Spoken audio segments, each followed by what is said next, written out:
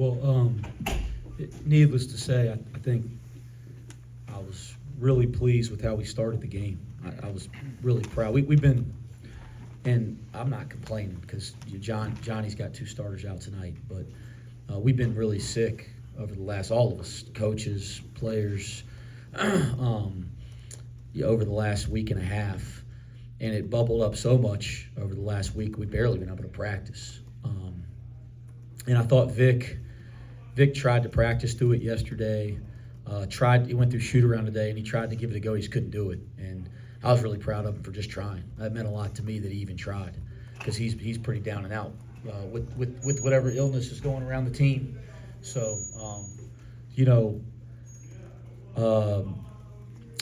sorry, I lost train of thought there for a second. But we came out and I thought played great. We subbed, and I'm not blaming it on the substitutions, but we played really poorly from there on out in the first half. I was really disappointed in our transition defense and communication.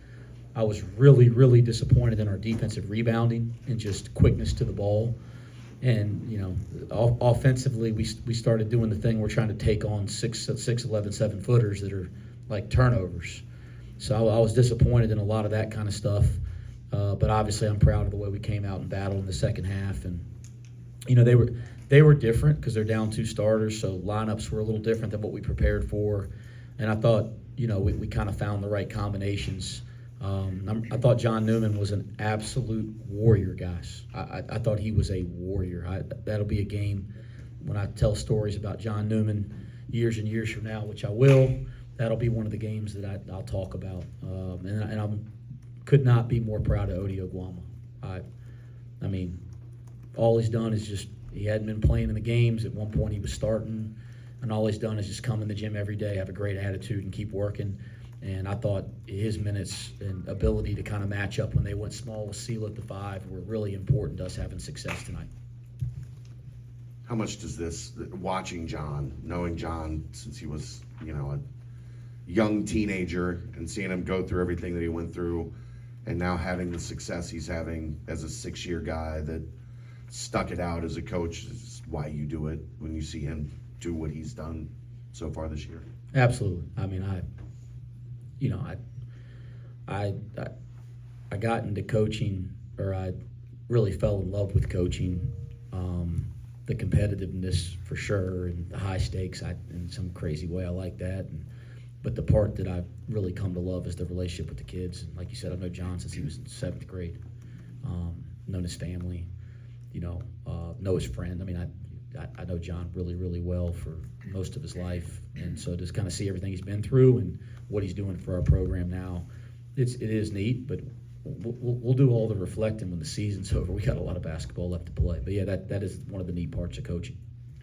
Coach Dawkins commented on Dan Skillings, just saying that the natural progression is what this game used to be about, and that's what he's seen with Dan. Does it seem like game in and game out he's getting better before your eyes? I'm glad Johnny said that. Guys, I think the world of Johnny Dawkins. I think he's a terrific coach and a terrific human being. And he's a Duke guy, right? I mean, gosh, that takes a lot for me to say that. But he was an assistant at Duke when I was playing. I think the world of him. I just think he's a terrific guy. But I love that comment, because we live in this now era, and give Dan credit and give the people around Dan credit. He's got the right mentality. He hasn't ever expected anything. He comes into work every day. When it hasn't gone his way, he doesn't have people around him trying to pull him out of Cincinnati. And I think you're seeing that natural progression that we all need in anything when you're trying to become good. It's a process, and he's still in the middle of the process. Like I think if there's one thing I could say about Daniel is he's playing better and better, and he's having success. I don't think he's even scratching the surface. He's got so much better basketball in him than we're even seeing, but I am proud of the way he's starting to develop. Wes, they only scored 18 points in the second half. How big of a deal is that to you? Our defense is a massive deal to me. Our defense and our defensive rebounding, which I do think we've really improved defensively over the last month, steadily. And we had stretches we haven't been good, but I mean we've become a better defensive team.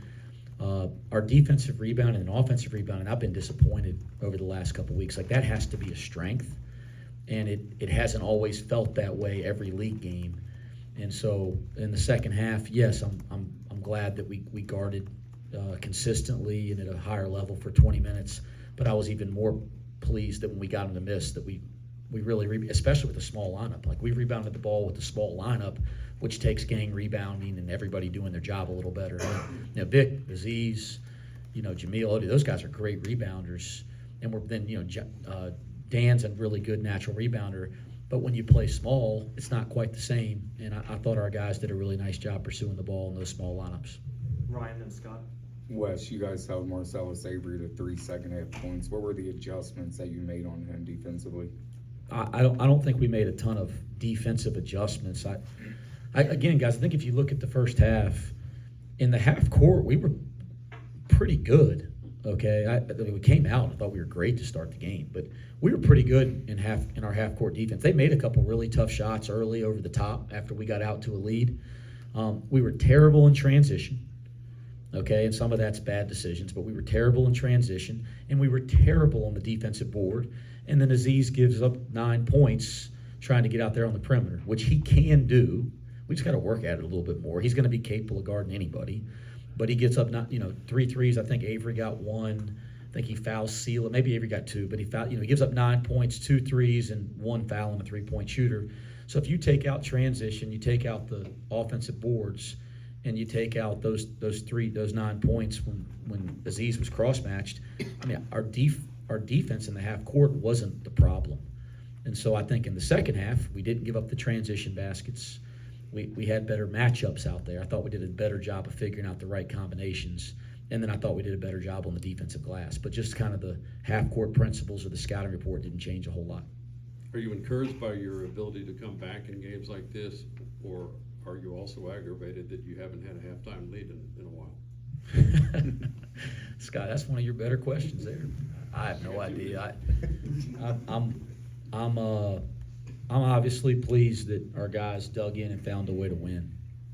I'm pleased with that, right? I think the quality of just digging and figuring it out, finding a way and staying together, that's more important than anything X and O wise. Like, teams that have that are successful.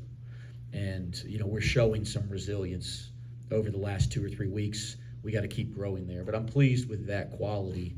I don't like ever being down 12 in a league game. Gosh, I don't like that. But I am pleased with the way we responded. So you probably thought about it more deeply than me. When I'm grading the tape here in an hour or so, when I get done with you guys, when I'm watching that stretch after the first 4 minutes, so from the 16-minute mark to the end of the second half, I'm going to be in a bad mood. And then when I watch the second half, I'll probably be in a better mood. Coach, you were able to hold Ibrahima Diallo to just 5 minutes tonight before getting him to foul out. John said it kind of was an emphasis there to get him in some foul trouble early. Just talk about how important and key that was for this matchup. Well, I actually thought our ability to get fouled tonight was a factor in the game. And again, they're playing small. They haven't played him at the 5. It's not Diallo, I'm sorry. I was thinking of Sela. They're playing small with Sela because of Diallo's foul trouble, and so, again, getting the ball inside, putting pressure on the rim, getting it in the post, which we did a little bit early in the second half, puts fouls on guys, and I thought that had a positive impact on the game. We're in the one-on-one really early in the second half. Again, I mean, gosh, some of the free throw shooting, oh my gosh, but we stepped up and made some when they mattered. Kind of going off Ryan's question, but John talked about sticking to defensive principles and being able to cover Jalen Sellers and then switch off and go to Avery.